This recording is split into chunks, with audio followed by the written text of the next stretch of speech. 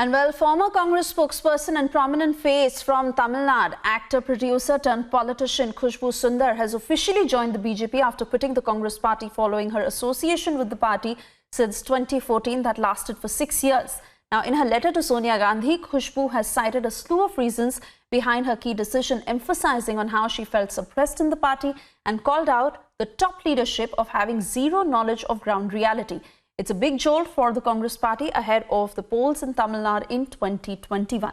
Listen in to some of the key statements she made at that news briefing. It gives me immense pleasure to take a step forward and become a part of Bharatiya Janata Party today, which over a period of time I have come to an understanding that if the nation has to move forward, we need somebody like our Honorable Prime Minister Narendra Modi ji to take the country in the right direction and to its glory. I am completely at service to Bharatiya Janata Party, and I promise to do my best at the responsibilities that will be given to me, and I'll do my best to make sure. खुशबू जी, आपने Bharatiya Janata party join की। सबसे पहले तो अब Bharatiya Janata party में भी खुशबू फैलेगी, और भारतीय जनता पार्टी ने क्यों ज्वाइन की? भारतीय जनता पार्टी ज्वाइन करने का मेरा मकसद सिर्फ यही था कि इतने सालों से मैं 6 सालों से नरेंद्र मोदी जी को देख रही हूँ कि किस तरह से वो काम कर रहे हैं हमारे देश के लिए। And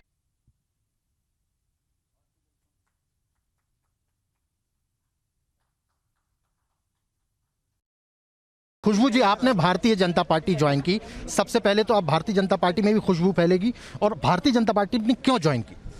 Bharatiya Janata party join करने का मेरा मकसद सिर्फ यही था कि इतने सालों से मैं 6 सालों से नरेंद्र मोदी जी को देख रही हूँ कि किस तरह से वो काम कर रहे हैं हमारे देश के लिए। एंड मुझे ये यकीन हुआ है कि अगर देश को आगे बढ़ना है, देश को सफलता चाहिए, तो वो नरेंद्र मोदी जी ही दे सकते हैं। यस, इससे पहले मैंने बहुत ही उनके बारे में और पार्टी के बारे में मैंने बहुत निंदा की है, क्योंकि एक अपोजिशन में थी तो मेरी ड्यूटी बनती थी अपोजिशन में हो तो निंदा करें, क्योंकि हमारी ड्यूटी वही रहती है कि अपोजिशन में बैठो और कहीं ना कहीं एक खोट निकालो, नहीं भी हो तो ढूंढ के एक खोट निकालो और उसके बारे में बात करो। तो मैं अपनी ड्यूटी कर रही थी क्योंकि मैं कांग्रेस में थी। बस आपको क्या लगता है कि आपको सीएम कैंडिडेट के तौर पर भी दिया जा सकता है? क्या तमिलनाडु में सीएम कैंडिडेट? सुनिए, कोई शर्त है आपकी?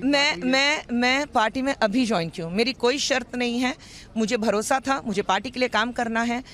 मेरा पूरा भरोसा है कि तमिलनाडु में बहुत बड़ी तादाद के साथ बीजेपी आएगी, और हमारे जो तमिलनाडु के बीजेपी चीफ हैं मुरुगन जी हैं, उन पे पूरा भरोसा है। यंग हैं, बहुत एनर्जेटिक है, और लोगों को जिस तरह से वो घेर रहे हैं, लोगों से मिल रहे हैं, उनका जो एक अच्छा नाम बढ़ रहा है, उसमें मुझे पूरा भरोसा है।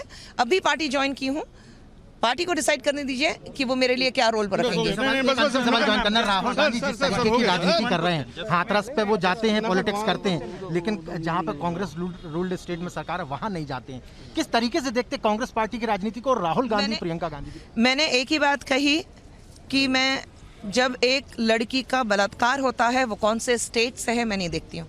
हमारे देश की बेटी का बलात्कार हुआ है, मैं सिर्फ वही देखती हूँ, चाहे वो राजस्थान हो या तमिलनाडु हो या उत्तर प्रदेश हो या महाराष्ट्र हो या कोलकाता हो। तो मेरे लिए मैं कुछ नहीं कहना चाहूँगी, बहुत वक्त हो गया है, थोड़ा समझ जाए तो अच्छा होगा।